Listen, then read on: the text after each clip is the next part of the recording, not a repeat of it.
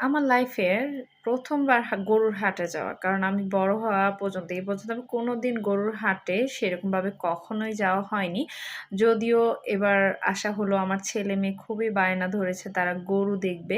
যেহেতু আমি ঢাকার মধ্যেই আছি, আমার ছেলে-মেয়ে গরু দেখার জন্য একদমই অস্থির হয়ে গিয়েছে। তাই আমি চলে এসেছি গরুর হাটে।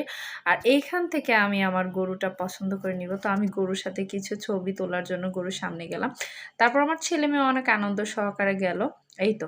আমাদের কিন্তু লাল গরুটা একদমই পছন্দ হয়ে গেল। এটা দেখতে এত সুন্দর মাশাআল্লাহ একদমই সুন্দর লাগছে। তাও আমি একটু সামনাসামনি ছবি তুলে নিলাম।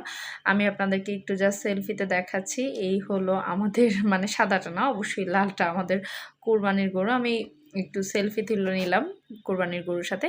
ফাইনালি আমাদের গরুটা চলে এসেছে। আর অবশ্যই কিন্তু কমেন্ট করে জানাবেন আমার কোরবানির গরুটা কেমন হলো। আল্লাহ সবার কোরবানি কবুল করুক। সবাই ভালো থাকবেন, সুস্থ থাকবেন। আসসালামু আলাইকুম।